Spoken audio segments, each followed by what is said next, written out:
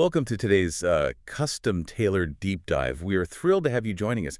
And, to start things off today, I want you to play a little mental game with me. Oh, I love these. Right. Okay, so imagine discovering that the very foundation of your life, your entire family history, your parentage, the story of your absolute darkest day, was just, well, a carefully constructed lie. That is terrifying. It is. Imagine that everything you thought you knew about who you are and where you came from is actually just a highly polished narrative designed to hide something completely horrifying.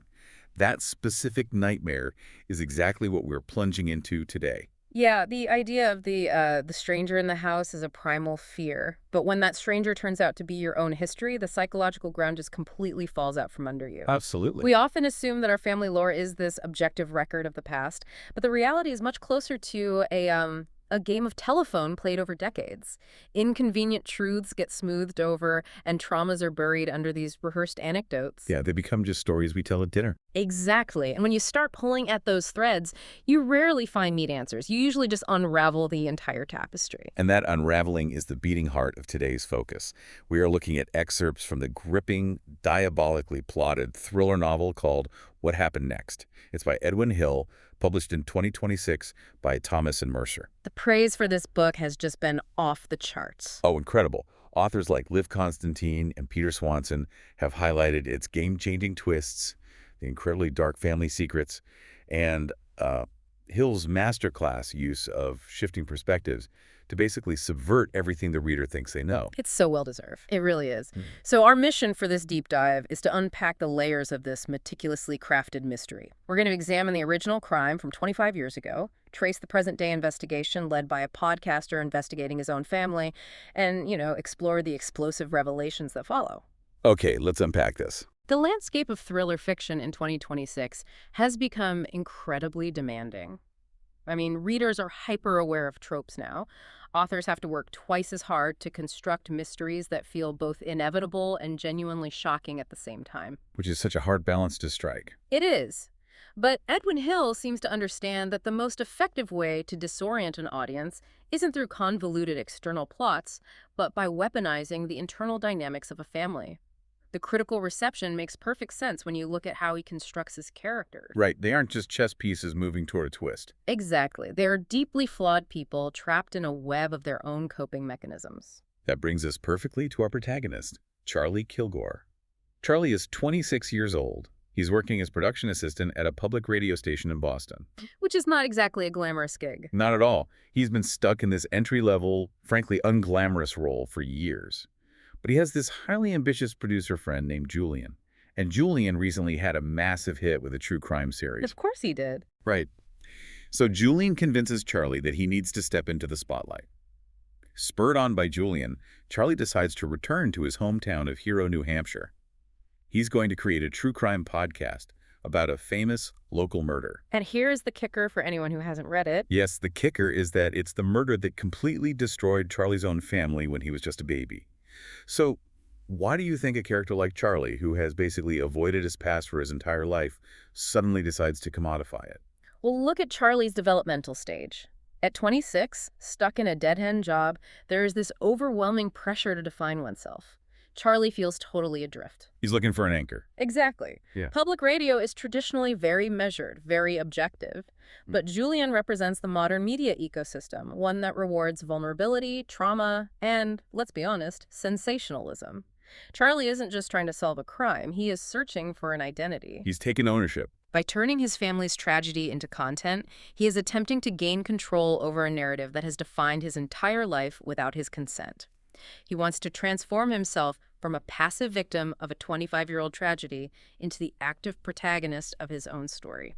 And he goes back to the exact scene of the crime to do exactly that. Let's dig into Section 1, the Idlewood murder, which has been a story set in stone for decades. The setting here is so important. It is. Let's set the scene, because Hill's use of setting here is incredibly deliberate. It's Memorial Day weekend, 25 years ago, at a place called Idlewood. This is a rustic family camp on an island in Hero Lake, New Hampshire. It's isolated? Very. It's connected to the mainland only by a long, narrow footbridge. They use an outhouse, they have to pipe water directly from the lake, and there's a yellow 1983 Volvo sedan parked on shore in the dirt lot. The geography of Idlewood functions as a pressure cooker. New Hampshire lake camps, especially island ones, are inherently isolated. You're just cut off from the world. Right. And the footbridge is a brilliant physical metaphor. It's a bottleneck. It means that whoever is on that island is trapped, and whoever wants to get to the island has to cross a highly visible, exposed path. There's no sneaking around. Exactly. By isolating the characters physically, Hill strips away the distractions of the outside world. He forces the interpersonal tension right to the forefront. There is no easy escape route when things go wrong. And boy, do they go wrong. The evening before the violence erupts, the domestic picture is so vivid it almost hurts. Mark Kilgore, Charlie's dad, is in the kitchen. He is wearing a pink apron that says, "To die for," across the front. That detail always gets me. It's so eerie. He is cooking bolognese sauce on an old gas stove, mincing parsley with his chef's knife, while Janet Jackson plays on the CD player. Jane, Charlie's mom, is outside on the dock, setting up paper lanterns. 12-year-old Reed is struggling with algebra at the kitchen table. And Charlie is just a baby in a bassinet. I mean, I found the die for apron almost too on the nose, but the overall effect is incredibly unsettling. Hill utilizes these hyper-specific, mundane sensory details to lull the audience into a false sense of security. The smell of simmering bolognese, the pop music, the frustration of algebra homework, these are universal touchstones of domestic life. We all recognize that scene. Right. When violence intrudes on a setting like a dark alley, we expect it. When it intrudes on a family dinner soundtracked by Janet Jackson, it violates our fundamental sense of safety. The juxtaposition of the chef's knife being used for parsley one moment and as a murder weapon the next highlights the terrifying fragility of domestic peace. Let's walk through the official narrative, the story the police in the town have accepted as absolute gospel for decades. A black pickup truck pulls up next to the Volvo. Isaac Haviland, who is Jane's lover, steps out. The affair has just been discovered. The catalyst. Exactly. According to the official story, Mark, still in his pink apron and holding the chef's knife, marches out to confront Isaac. They argue across the footbridge. Suddenly, Mark lunges, stabbing Isaac to death. Then, Mark turns on Jane, slashing her face and hands, leaving her bleeding on the ground. It's incredibly brutal. It is. Then 12-year-old Reed grabs baby Charlie, flees into a rowboat, and floats out onto the dark lake until a rookie cop named Duncan Gilchrist wades in to rescue them. Mark vanishes into the White Mountains, presumed dead. Case closed. The official narrative is almost suspiciously cinematic, wouldn't you say? It really is. It feels scripted. It plays into every preconceived notion of a crime of passion. The spurned husband snaps, commits a frenzied act of violence, and flees into the wilderness. It's neat, it's easily digestible for a police report, and it provides a clear villain and clear victims. But it doesn't hold up, does it? Not at all. When you apply any critical thinking to it, cracks begin to show. Why does a man walk out to confront his wife's heavily built lover with a kitchen knife unless he already intends to kill him? And if he did intend to kill him, why leave Jane alive? What's fascinating here is how you just highlighted Charlie's relationship to the truth. Charlie admits he has absolutely zero memory of the event. He has to rely entirely on this official narrative, on police reports, old news clippings, and family lore. How does a person navigate their own trauma when they have to research it like a high school history project? Memory malleability is a fascinating field, particularly regarding childhood trauma. When an individual experiences something horrific at an age before language or episodic memory fully develops, like Charlie in his bassinet, the brain literally cannot encode a narrative. So it just leaves a blank space. Essentially, yes. Instead, the individual adopts the narrative provided by the surrounding community. Charlie's memory of that night is entirely synthetic. He has absorbed the town's shock, his mother's silence, and the media's framing, amalgamating them into a proxy memory. That's a dangerous foundation to build a life on. It makes him incredibly vulnerable because his entire foundational identity is based on secondhand information. He doesn't actually know what happened. He only knows what he's been told happened. That brings us to how the rest of the family handles it. Jane, Reed, and Charlie's Aunt Hadley have spent 25 years refusing to talk about that night. Charlie's podcast is a literal and figurative attempt to force his family to confront these ghosts. We are looking at extreme compartmentalization here. The human mind acts much like a submarine taking on water. It seals off flooded compartments to keep the rest of the vessel afloat. That's a great way to put it. Jane and Reed survived the unthinkable by emotionally sealing off that night. They didn't process the trauma at all. They quarantined it. And then Charlie shows up. Right. When Charlie shows up with a microphone, he isn't just asking questions. He is threatening to blow the hatch on 25 years of pressurized psychological survival. His family's resistance isn't just stubbornness, it's a desperate defense mechanism against total emotional collapse. Which leads us right into Section 2, Poking the Bear. Charlie arrives in Hero and begins his present-day investigation. Julian gives Charlie some advice that is just incredibly cynical. Julian tells him that to make a hit podcast, you need to make people angry. He literally says if they don't get angry, there isn't a story worth telling. Yes. He encourages Charlie to insert himself, flail around, and ask uncomfortable questions just to manufacture narrative tension. What does this say about the true crime genre Edwin Hill is exploring? Julian represents the commodification of empathy. In the modern true crime landscape, the objective pursuit of justice often takes a backseat to the metrics of engagement. Algorithms favor outrage. Julian knows that a calm, methodical investigation makes for dry audio. Nobody binges a calm investigation. Exactly. Conflict, tears, slammed doors, and defensive anger. That is what drives downloads. He is explicitly instructing Charlie to abandon journalistic ethics in favor of provocation. It raises a deeply uncomfortable question about the media we consume. Are we listening to see justice served, or are we listening to hear the sound of a family breaking apart for our entertainment? Wow. Yeah, that really puts the listener on the spot. But Charlie takes the advice. He starts looking into the original police investigation and visits Lisa Lawson. She's the surviving partner of Wendy Burroughs. Wendy was the original lead detective on the case, and she died under highly suspicious circumstances just months after the murder. The first major red flag in the present day. Right. She supposedly drove her car off a ledge at Foss Hill into the lake. Lisa provides context, noting Wendy was heavily drinking and close to retirement, implying she just hit the gas instead of the brake. But Lisa also insists that Mark Kilgore couldn't have killed Wendy unless he was a ghost. And she mentions this incredible detail. Mark was a tenor in local theater, meant to play the lead in Pippin. Notice how Hill uses the Pippin detail. It completely disrupts the monstrous image of Mark Kilgore. It humanizes him. A frenzied killer who slashes his wife's face is a terrifying archetype. But a local theater actor who sings show tunes, that is a human being. This cognitive dissonance is what finally pushes Charlie from a passive content creator into an active investigator. It's the spark he needed. The death of the lead detective is the classic inciting incident that signals a cover-up. The sheer statistical improbability of the lead investigator dying accidentally in the middle of a high-profile, unresolved homicide is a massive red flag. Charlie realizes this and returns to Idlewood, but immediately faces a wall of resistance. Reed, who is now a wealthy developer turning the area into luxury condos, is furious. And Seton Haviland Isaac's daughter, and now the local police chief, explicitly warns Charlie to drop it. She literally tells him, "We all know what happened, Charlie." Right. They are childhood friends, yet she is acting like a gatekeeper to the truth. We all know what happened, but do they? We all know what happened is the defensive mantra of groupthink. Small communities facing a profound tragedy often settle on a consensus narrative, not because it is perfectly accurate, but because it allows the community to function. It's functional fiction. Perfectly said.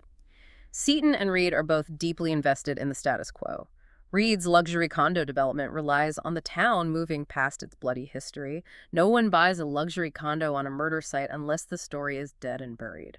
And Seton. Seton's authority as police chief and her emotional stability regarding her own father's death rely on Mark Kilgore being the sole vanished culprit. Charlie is a walking agent of chaos in a town that has spent decades enforcing order through silence. Here's where it gets really interesting. The violence suddenly escalates entirely out of nowhere.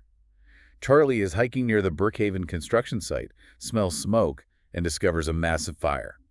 He runs in and finds Andrea Haviland Isaac's widow unconscious near the flames. A completely chaotic scene. He pulls her out, but is suddenly attacked from behind, struck with a tree limb, and knocked completely out. When he wakes up, Detective Duncan Gilchrist, the exact same cop from 25 years ago, informs Charlie that a body was found buried in the rubble of the fire. It is Charlie's mother, Jane. The shift in pacing here is brilliant.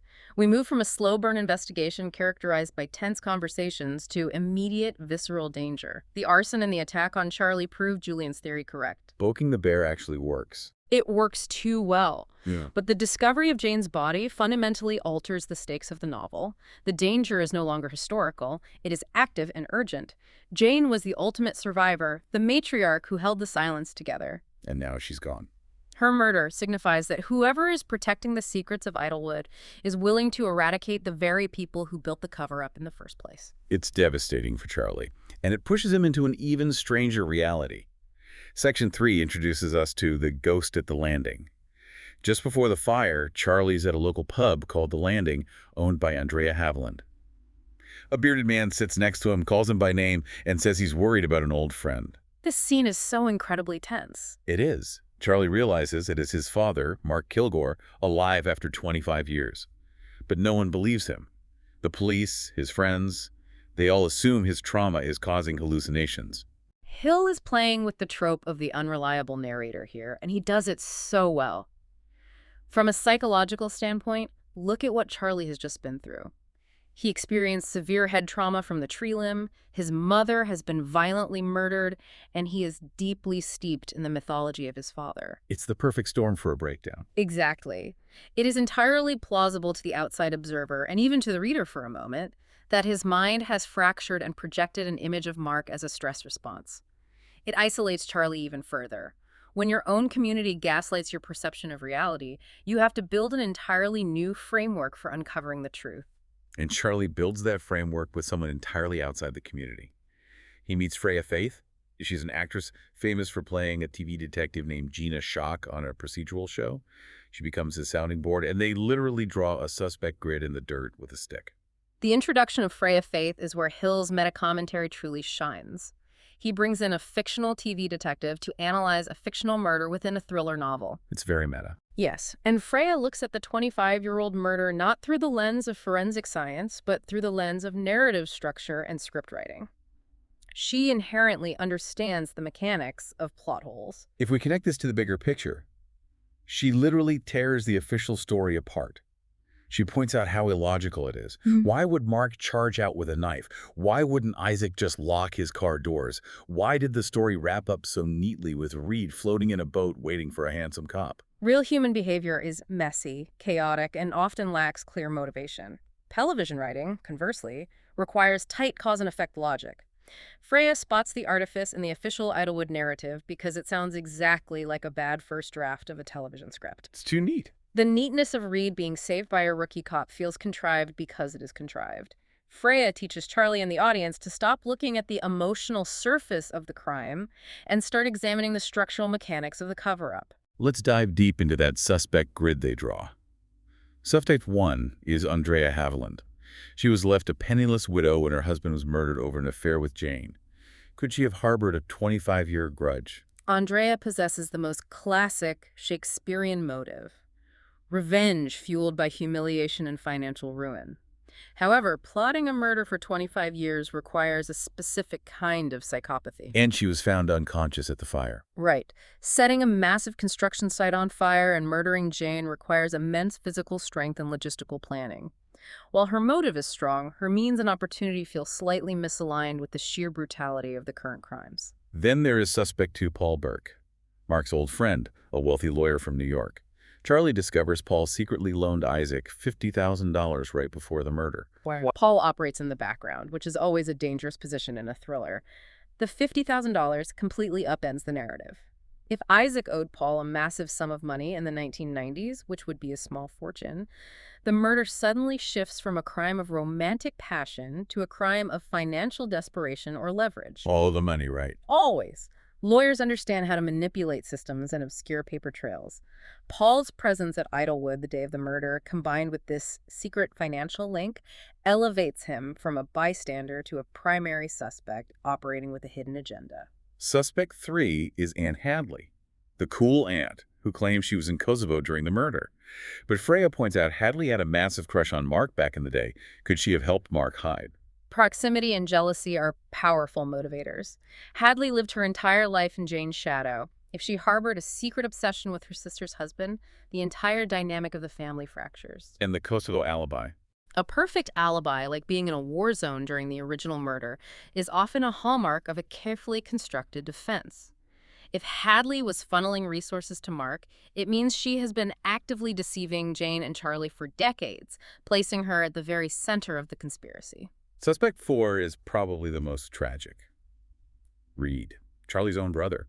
They've been having these bitter arguments about Jane's estate and the construction firm's finances. Looking at crime statistics, familial violence over inheritance and financial ruin is far more common than the public realizes. Reed has spent his life trying to rebuild the family legacy through his development company. If Jane was a threat to that, perhaps threatening to expose financial fraud or cut his funding, the pressure could certainly fracture his sanity. But his own mother. Exactly. Patricide or matricide carries a heavy psychological toll. Reed would have to be pushed to the absolute brink of total ruin to burn his mother alive. And suspect 5 is Detective Duncan Gilchrist. He is conveniently present at every major tragedy in this town's history. He saved Charlie 25 years ago, and now he is investigating Jane's murder. Gilchrist represents institutional corruption. In a small town, whoever controls the police blotter controls the history books. That's a chilling thought. If Gilchrist was involved in the original cover-up, his presence at the recent fire isn't a coincidence. It's damage control. He has the authority to lose evidence, intimidate witnesses, and steer Charlie's podcast straight into a brick wall. The person investigating the crime is often in the best position to have committed it. And while they are building this grid, the plot just accelerates terrifyingly. Section 4, Blood in the Water. Charlie wakes up to find Reed dead in the lake, floating face down by the dock with a head contusion. The systematic eradication of the Kilgore family has reached its peak. Jane is gone, now Reed is gone. The psychological safe harbors Charlie possessed, however flawed they were, have been violently removed. He's entirely isolated. Detective Gilchrist aggressively corners Charlie at this point. He points out that with Jane and Reed dead, Charlie is the sole heir to Idlewood and a multi-million-dollar construction firm. Gilchrist paints Charlie not as a curious podcaster, but as a ruthless heir eliminating his family for a payout. Charlie becomes the prime suspect. This is a masterful subversion of the true crime podcaster trope. Usually the podcaster is an untouchable observer analyzing the misfortune of others from the safety of a studio. Hill drags Charlie directly into the crosshairs of the criminal justice system. Using Julian's tactics against him. Precisely. Gilchrist is using the very narrative techniques Julian advocated spinning facts to create a compelling, damning story, but applying them to frame Charlie. It forces Charlie into a desperate corner where solving the mystery is no longer about podcast downloads. It is literally about preserving his own freedom and life. This desperation leads right to the climax on the cliff. Charlie tracks a missing Freya and finds her being held at gunpoint near the edge of a cliff by Paul Burke. The shadowy lawyer finally steps into the light. Paul's transition from an aloof, wealthy family friend to an active violent threat solidifies his role as the architect of the tragedy. The isolated cliffside setting perfectly mirrors the isolation of the original Idlewood murder. The standoff is incredibly tense. Paul has Freya. Seaton arrives in a police helicopter hovering overhead. Charlie remembers Freya teaching him to shoot a rifle just days earlier. He grabs a gun, but instead of trying to shoot Paul, he shoots the aluminum cans on the pasture fence. The noise creates a deafening distraction, causing Paul to panic, fire back, run out of bullets, and finally surrender. It's a very grounded resolution to an action sequence. Charlie isn't an action hero, he's a public radio producer. Using a distraction tactic rather than a perfect sniper shot aligns perfectly with his character's capabilities. It highlights his reliance on intellect and improvisation rather than brute force. But the real explosion happens after Paul is disarmed. Paul confesses to the truth of 25 years ago. He reveals that Mark didn't kill Isaac Haviland. The person who stabbed Isaac to death was 12-year-old Reed. This is the tectonic shift of the entire novel. The boy struggling with algebra at the kitchen table is the killer. It requires a complete reevaluation of every single interaction in the book. It forces the reader to confront the terrifying reality of juvenile violence.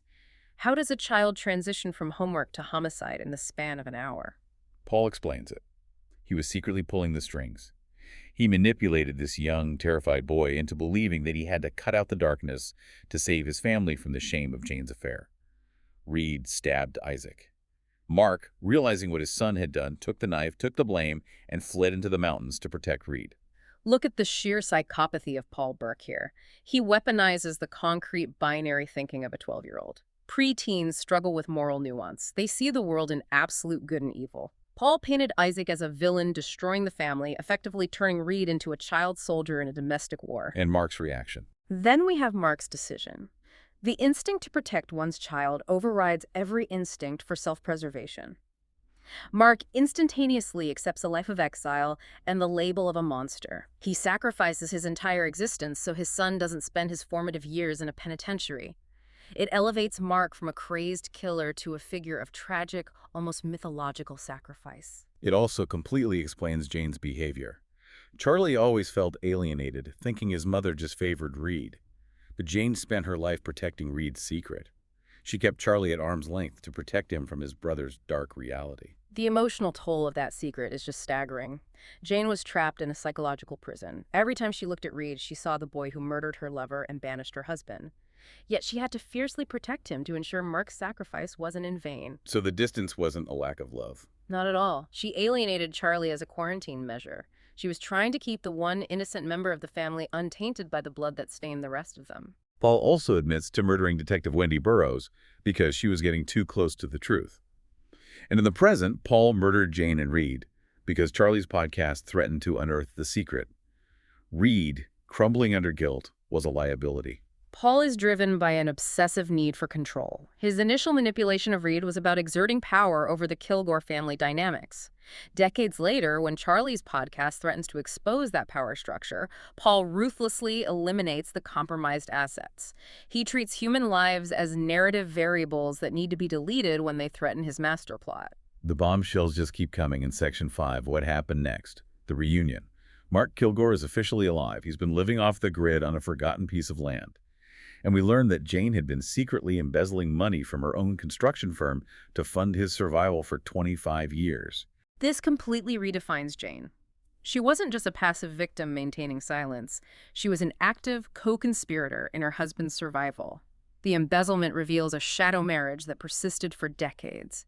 It's a twisted, deeply tragic love story about two parents operating a massive criminal enterprise purely to keep their family from total annihilation. Charlie finally gets to sit at the landing and share a coffee with the father he thought was a monster.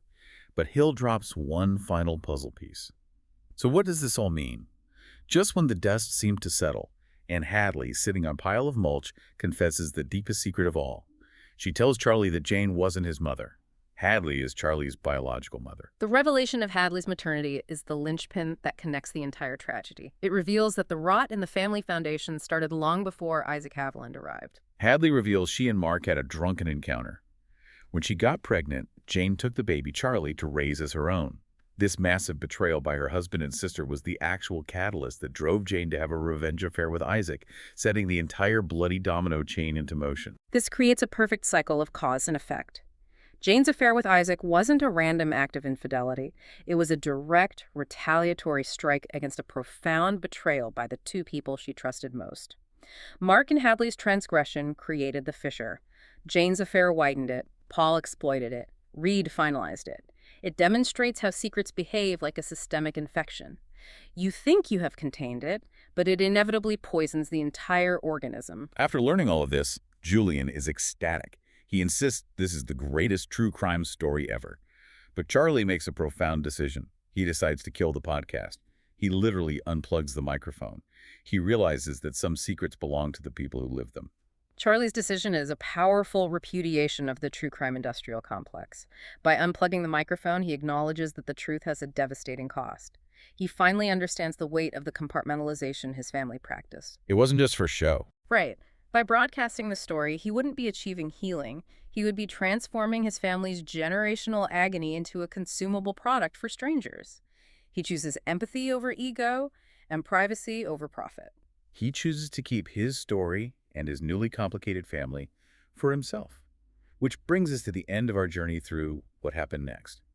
It is not just a story about whodunit. It is a profound look at the lengths people will go to in order to protect their family, the destructive nature of secrets, and the ethical dilemmas of the true crime genre itself. It really forces the audience to examine their own relationship with the media they consume. It asks us to consider the real human collateral damage left behind when a neat, entertaining narrative is extracted from someone else's nightmare. And that brings us back to you, listening right now.